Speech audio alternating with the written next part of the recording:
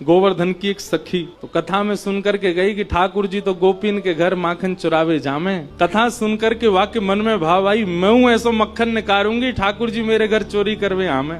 अभी की बात है, इसी कलिकाल में अब मक्खन निकाल लियो, निकाल करके माने मटका में मक्खन सजाए लियो और वाकई मन में आई कि ठाकुर जी को कैसे पता चले कि मैंने मक्खन निकारो है। तो दर्शनार्थी दर्शन करने जाते थे, उन्हीं दर्शनार्थियों में मक्खन लेके जाती। तो सब तो सामग्री मंदिर में चढ़ा देते, वो चढ़ाती नहीं, पीछे खड़े होकर के वहीं से मक्खन के पात्र को ठाकुर जी को दिखाती और ठाकुर जी को दिखा कहती, धोरी गैया के दूध सो बढ़िया रात में जमाए करके मैंने दही निकारो, वह दही से ऐसा बढ़िया मक्खन निकारो लाला, लेकिन ये मैं तो दे के ना जाऊंगी, अपने घर में छीका पे लटकाए के रखूंगी, तेरी इच्छा होए तो चोरी करवे आ जाइयो। श्रीनाथ जी के मंदिर में जाके ठाकुर जी को लोभ देती है। सखी ने मक्खन ऐसे ठाकुर जी को दिखाया, लाला मेरे घर चोरी करवे आ जा, ऐसा बढ़िया मक्खन है। और वहां ने सब बता दियो, मंदिर से निकल के सीधे जाओगे, पोखर ते दाएं मुड़ जाइयो, वहां से बाएं मुड़ जाइयो, वहां सीधे आइयो, मई मेरो घर है और मैं घर के सब लोग सो जामे रात्रि में, तब आए जाइयो, चुपचाप चोरी करके जाइयो। लाला मैं बस इतना देखना चाहूं,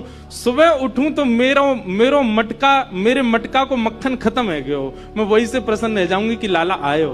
मुझे इच्छा ना है कि मैं तेरो दर्शन करूं, मैं तो पकड़ूं, मेरो मन बस ये कि मैं जो सामग्री बनाऊं तुम पाके चले जाओ। एक दिन निकल गया, ठाकुर जी नहीं आए। रोज सुबह सखी उठती है और मटकी उतार करके देखती मक्खन तो ज्यों को त्यों रखो है अभी भी। दूसरे दिन फिर नया मक्खन निकल, फिर गई ठाकुर जी को, लाला तू मान ना रहो मेरी बात, मैं तोकू दावे ते कह रही हूँ, ऐसा मक्खन तेने पायो नहीं होगा, तो एक बार आ जा। दूसरे दिन भी ठाकुर जी नहीं आए।